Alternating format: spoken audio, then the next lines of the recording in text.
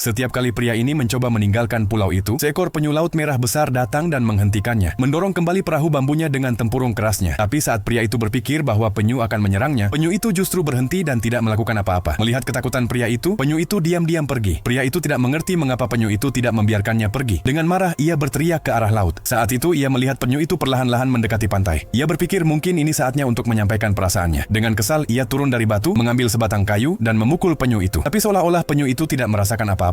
Ia kemudian membalikkan penyu itu agar tidak bisa bergerak. Ia meludahi penyu itu dan meninggalkannya di bawah terik matahari. Penyu itu menahan semua perlakuan itu dalam diam, tanpa mengeluh. Namun pria itu tetap tidak bisa meninggalkan pulau itu. Perlahan, kebenciannya terhadap tempat itu mulai memudar. Dan suatu hari, ia mulai menyesali perbuatannya. Waktu berlalu, rasa sepi dan malu dalam dirinya makin besar. Ia berpikir bahwa ia seharusnya berteman dengan penyu itu. Tapi kini tubuh penyu itu bahkan tidak bisa bergerak lagi. Pria itu merasa sangat putus asa. Ia berlari ke laut, mengambil air, dan menuangkannya ke mulut penyu. Tapi itu tidak memberi perubahan. Mungkin penyu itu sedang menghembuskan napas terakhirnya. Pria itu berlutut dan menangis di depannya. Mungkin pulau ini memang rumah sejatinya, tapi dulu ia terlalu muda untuk memahaminya. Kini ia menyadari bahwa ia butuh tempat ini. Suatu malam ia mendengar suara aneh. Ia melihat bahwa tempurung penyu mulai retak, dan ia merasa bahwa kini ia benar-benar sendirian. Tapi saat ia kembali melihat ke arah penyu, ia sangat terkejut. Ia tidak bisa mempercayai matanya. Ia perlahan mengulurkan tangan dan mencoba menyentuhnya. Di bawah tempurung penyu itu ada seorang wanita cantik. Saat ia mendengarkan dengan saksama, ia masih bisa mendengar detak jantung wanita itu. Ia segera mengambil tabung bambu dan mulai mengisi air berulang kali. Tapi wanita itu tidak berbicara maupun bergerak. Namun bahkan di bawah terik matahari, ia tampak sedang tertidur. Pria itu khawatir cahaya matahari akan menyakitinya. Ia berlari dan mematahkan beberapa ranting dari semak bambu, lalu membuatkan tempat berteduh untuknya. Wajah wanita itu tampak lelah, dan banyak perasaan yang tak terucap muncul dalam hati pria itu. Sejak hari itu, ia tak pernah membuat perahu bambu lagi. Ia selalu tinggal bersama wanita itu. Ia merawat dan menjaga wanita itu setiap hari. Mungkin kini hatinya telah menemukan tujuan, dan ia pun mulai memahami keindahan sejati dari tempat yang indah ini.